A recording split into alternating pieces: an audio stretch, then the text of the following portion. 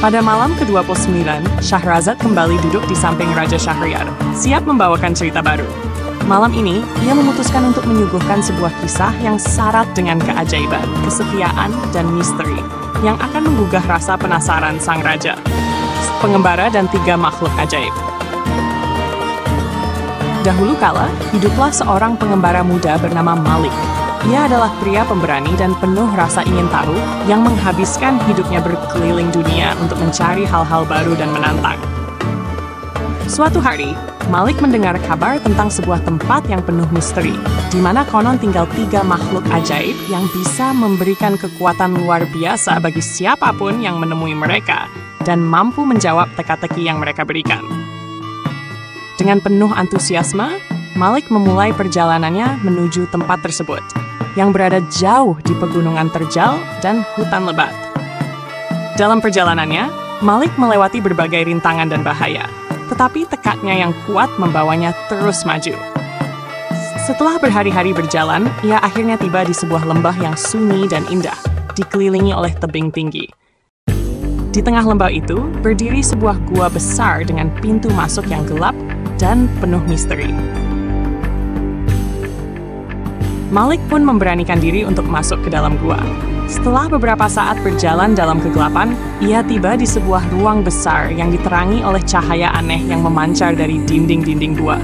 Di tengah ruangan itu berdiri 3 makhluk ajaib.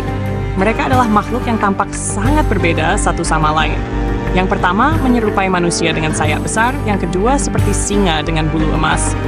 Dan yang ketiga adalah makhluk air dengan tubuh transparan seperti kristal. Makhluk bersayap itu menyapa Malik dengan suara yang lembut tetapi penuh wibawa. "Selamat datang, wahai pengembara. Kami tahu apa yang kau cari. Namun, untuk mendapatkan kekuatan yang kami miliki, kau harus melewati ujian yang kami berikan. Setiap dari kami memiliki teka-teki, dan hanya jika kau menjawab semuanya dengan benar, kami akan memberimu hadiah yang kau inginkan." Malik, yang sudah siap untuk tantangan, mengangguk dengan penuh keyakinan. Makhluk pertama, dengan sayapnya yang besar, mulai berbicara. "Teka-teki pertamaku adalah ini. Aku selalu ada di antara dunia siang dan malam. Tidak terlihat tetapi selalu dirasakan. Aku bisa menghibur mereka yang mencariku, tetapi aku juga bisa menghancurkan jika terlalu lama dipeluk. Apakah aku?" Malik berpikir keras, mencari jawaban. Ia memikirkan sesuatu yang hadir di antara siang dan malam. Sesuatu yang tidak bisa dilihat namun dirasakan. Akhirnya dengan senyum di wajahnya, ia menjawab, "Tidur. Tidur hadir di antara siang dan malam, memberikan istirahat, tetapi bisa menghancurkan jika berlebihan." Makhluk bersayap itu tersenyum dan mengangguk. "Kau benar. Sekarang, lanjutkan ke teka-teki berikutnya." Makhluk kedua, singa dengan bulu emas, mendekati Malik dan mulai berbicara dengan suara yang berat dan berwibawa. "Teka-tekiku adalah ini. Aku bisa berada di mana saja, tanpa bentuk tetapi memiliki kekuatan besar.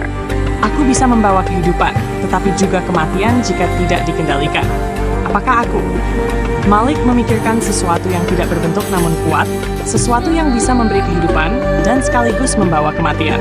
Setelah beberapa saat, ia menjawab dengan yakin, "Air. Air bisa berada di mana saja, memberi kehidupan, tetapi juga bisa menyebabkan kehancuran." Singa itu mengaum pelan, tampak puas dengan jawaban Malik. "Kau benar lagi, pengembara. Sekarang, teka-teki terakhir menantimu." Makhluk ketiga, yang tampak seperti makhluk air dengan tubuh kristal, melayang mendekati Malik. Suaranya terdengar seperti gemerisik air yang menenangkan. "Teka-teki terakhir adalah ini. Aku bisa menghubungkan mereka yang terpisah jauh, meskipun aku tak terlihat. Aku bisa membawa kabar baik atau kabar buruk, dan aku ada di mana-mana. Apakah aku?" Malik berpikir keras. Sesuatu yang tidak terlihat, tetapi bisa menghubungkan orang-orang yang terpisah dan membawa berita baik maupun buruk. Lalu ia tersenyum lagi dan menjawab, "Angin. Angin bisa menghubungkan orang-orang dari jauh, membawa berita, dan ada di mana-mana." Makhluk air itu tersenyum, dan seluruh gua mulai bersinar lebih terang. Ketiga makhluk ajaib itu mendekati Malik, dan bersama-sama mereka berkata, "Kau telah menjawab dengan benar semua teka-teki kami, wahai pengembara. Karena itu, kami akan memberimu hadiah yang kau cari." Dengan satu gerakan tangan, makhluk bersayap menyerahkan Malik sebuah cincin emas yang bercahaya.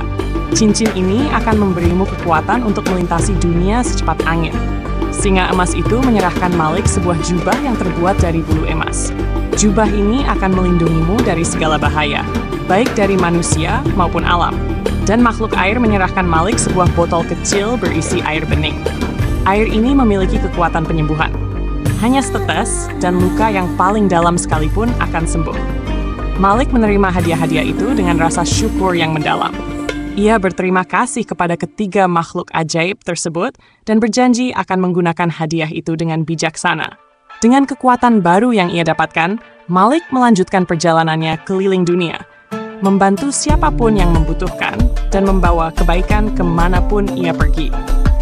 Kekuatan yang ia terima dari makhluk ajaib itu tidak hanya memberinya kekuasaan, tetapi juga kebijaksanaan dan tanggung jawab yang besar. Malik menjadi pengembara yang dikenang sepanjang masa karena kebaikan hatinya dan kebijaksanaannya dalam menggunakan kekuatan yang ia miliki. Syahrazad mengakhiri kisah malam ke-29 dengan penuh kehangatan. Raja Shahryar, yang mendengarkan dengan penuh perhatian, tampak terkesan dengan pelajaran moral dari cerita tersebut.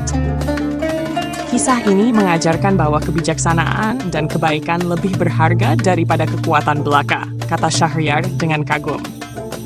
Syahrazad tersenyum dan menjawab, "Esok malam, Paduka, aku akan membawakan kisah yang lebih menakjubkan lagi."